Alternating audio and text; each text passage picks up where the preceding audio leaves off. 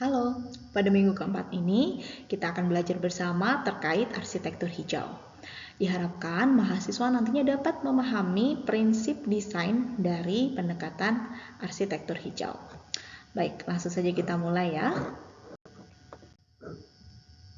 Sebelumnya, mengapa sih kita sebagai arsitek perlu memahami dan menerapkan konsep arsitektur hijau sebagai salah satu pendekatan perancangan?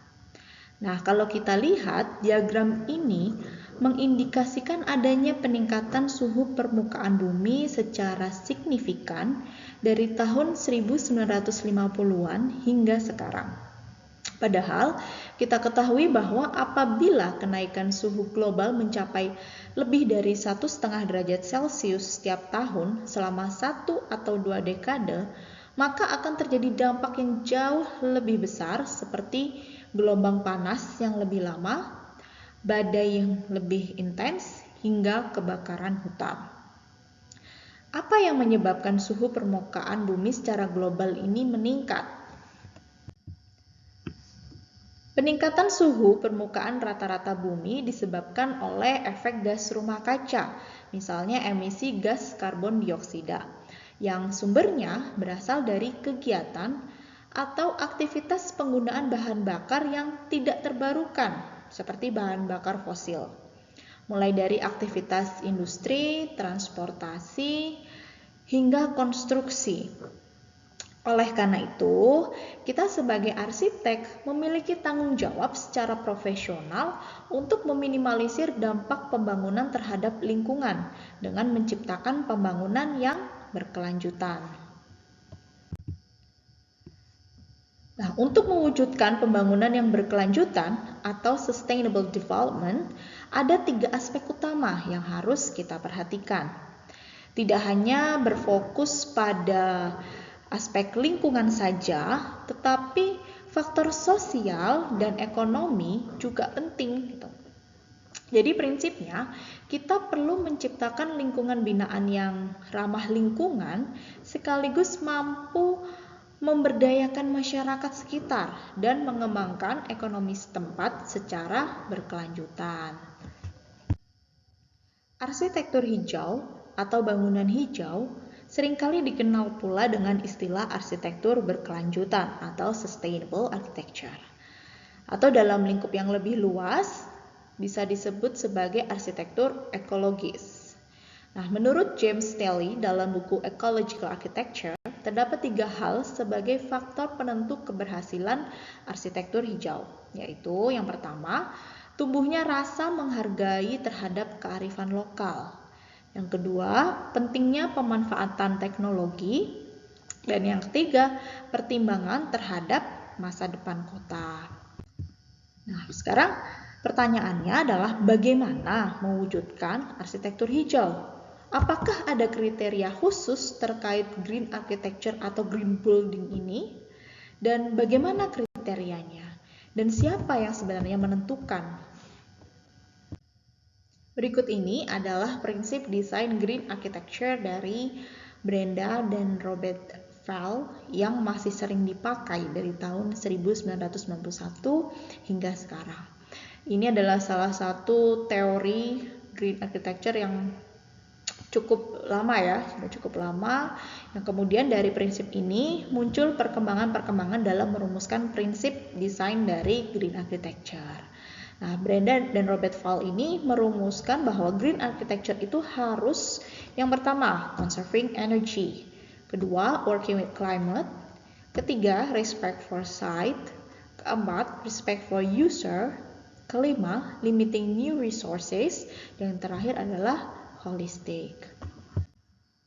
Salah satu pengembangan dari prinsip green architecture dilakukan oleh GBCI, yaitu organisasi non-profit di Indonesia yang bergerak di bidang bangunan hijau, mulai dari pengadaan pelatihan hingga sertifikasi. Nah, GBCI ini biasanya menjadi panduan dalam proyek-proyek swasta, seperti itu. Mereka menerbitkan beberapa panduan dalam menilai seberapa hijau suatu proyek, dari skala makro, seperti lingkungan atau neighborhood, hingga skala mikro, interior. Nah, rating tools ini juga dibedakan untuk bangunan baru dan bangunan existing. Dan panduan-panduan ini bisa kalian download di website mereka. Selanjutnya, prinsip green building dari GPCI antara lain site efficiency, energy efficiency, water efficiency, material efficiency, indoor and outdoor quality, dan building management. Kita coba pelajari satu persatu ya. Yang pertama adalah site efficiency, yang menitik beratkan pada tepat guna lahan. Setidaknya bangunan itu dibangun pada wilayah yang memiliki fasilitas infrastruktur pendukung yang memadai, seperti adanya jalan, area hijau, aksesibilitas terhadap komunitas sekitar, pengendalian hama, transportasi publik, dan penanganan air hujan. Kemudian kita juga harus menggunakan lahan seperlunya. Tidak semua lahan harus dijadikan bangunan atau ditutupi dengan bangunan. Kemudian potensi ruang hijau dalam lahan dapat digantikan atau dimaksimalkan dengan berbagai inovasi. Misalnya taman atap, menghormati keberadaan pohon atau tanaman existing, dan sebagainya. Prinsip selanjutnya adalah energi efisiensi, di mana kita melakukan penghematan energi listrik. Dengan cara apa? Kita bisa melakukan pengaturan sistem pencahayaan dari peletakan dan luasan jendela yang optimal untuk daylighting, hingga kita bisa melakukan penggunaan kontrol lampu otomatis dengan sensor, misalnya dari daylight atau movement sensor. Kemudian yang kedua, pengkondisian penghawaan alami dan reduksi panas sebagai ganti pengkondisian udara buatan melalui passive cooling, cross ventilation, penggunaan glaze or double glass window, dan sebagainya. Terus kita juga bisa nih menggunakan perangkat hemat energi, misalnya dengan pemilihan lampu LED. Kemudian yang terakhir, kita juga bisa menggunakan sumber energi terbarukan, entah dari solar, wind, piped gas, solar panel, solar hot water, dan sebagainya. Nah, berikut contoh penerapan cross ventilation. Peletakan bukaan baik jendela dan pintu sebisa mungkin berseberangan, seperti ini. Nah, untuk mengakomodir pergerakan udara di dalam ruangan, sehingga udara di dalam ruang akan cenderung lebih rendah. Kemudian yang sebelah kanan ini, itu adalah contoh dari stack effect, di mana kita bisa memanfaatkan ketinggian dan layer bangunan untuk mengeluarkan suhu panas yang ada di dalam ruangan. Kemudian kalau kita lihat pembangunan di perkotaan yang sayangnya gitu ya menghabiskan banyak ruang terbuka hijau, tidak memiliki daya serap yang cukup gitu, ketika hujan lebat maupun untuk pembuangan air limbah rumah tangga, ya kan? Sehingga memicu permasalahan urban yang biasa terjadi gitu ya di kota-kota besar seperti banjir. Oleh karena itu, salah satu prinsip dari green building adalah water efficiency atau penghematan air. Di sini kita bisa mengelola penggunaan air dengan menggunakan water fixtures yang memiliki kapasitas keluaran air sesuai dengan SNI dan gaya hidup yang secukupnya dalam memanfaatkan air. Selain itu, kita bisa juga memanfaatkan air hujan untuk keperluan domestik seperti menyiram tanaman, mencuci kendaraan, flushing toilet, dan keperluan sehari-hari lainnya. Dan yang terakhir adalah mengelola air limbah atau grey water. Nah, ini contoh ya, pengelolaan air limbah rumah tangga di suatu rumah. Itu air limbah dari kamar mandi dialirkan ke tangki filter gitu ya, kemudian ke bak kontrol sebelum akhirnya dialirkan kembali ke dalam rumah untuk keperluan domestik. Misalnya untuk flushing, mencuci, dan juga menyiram tanaman, begitu ya. Kemudian selanjutnya prinsip material efisiensi, di mana penggunaan material itu harus yang ramah lingkungan. Ada beberapa kriteria ramah lingkungan. Yang pertama, material lokal.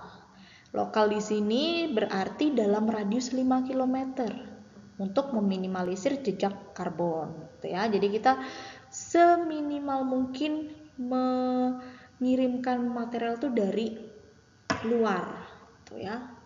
Kemudian yang kedua, material sisa pembangunan sehingga tidak ada material terbuang. Misalnya kayu sisa casing dapat digunakan untuk bagian bangunan lainnya. Kemudian yang ketiga, material bekas yang masih layak pakai, kayak misalnya yang di Potato Head Bali itu ya, di cafe itu dia menggunakan jendela-jendela bekas, dia gunakan di fasadnya seperti itu. Atau menggunakan material daur ulang. Kemudian ada juga material yang siap pakai atau fabrikasi, karena akan bisa mengurangi sampah pembangunan. Kemudian prinsip selanjutnya adalah indoor and outdoor quality, di mana kita mempertimbangkan kesehatan dan kenyamanan ruang dalam dan luar. Dengan cara apa? Yaitu menjamin adanya sirkulasi udara bersih, pencahayaan alami, kenyamanan visual, dan meminimalisir sumber polutan dan tingkat kebisingan. Dan yang terakhir adalah kenyamanan spasial. Jadi kita harus perhatikan bukaannya seperti apa untuk memaksimalkan tadi ya udara dan pencahayaan. Kemudian elemen-elemen desainnya itu juga bisa memberikan kenyamanan visual.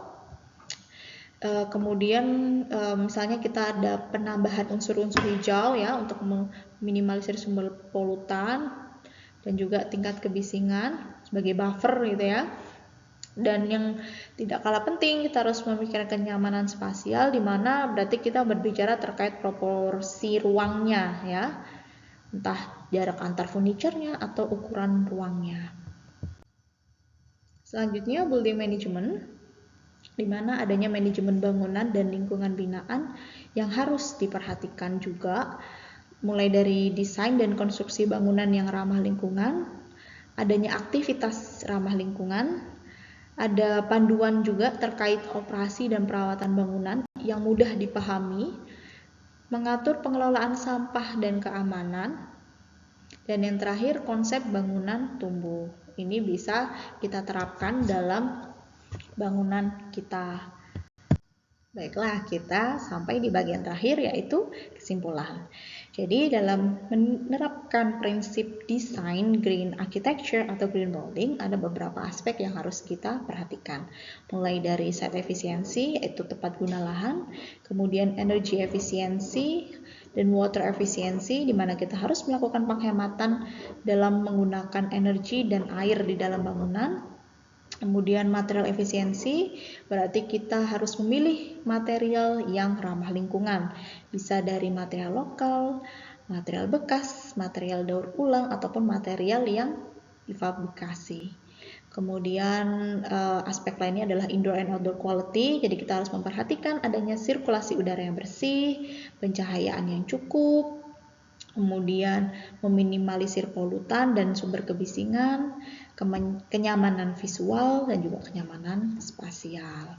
Dan yang terakhir ada building management. Nah, sebenarnya yang tidak kalah penting itu adalah faktor holistik, di mana artinya adalah prinsip-prinsip ini harus dilaksanakan secara menyeluruh atau utuh, gitu ya.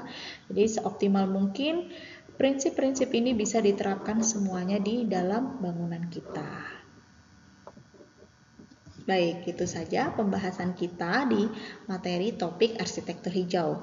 Semoga materi yang sudah saya sampaikan bisa dapat dipahami dengan mudah ya. Terima kasih.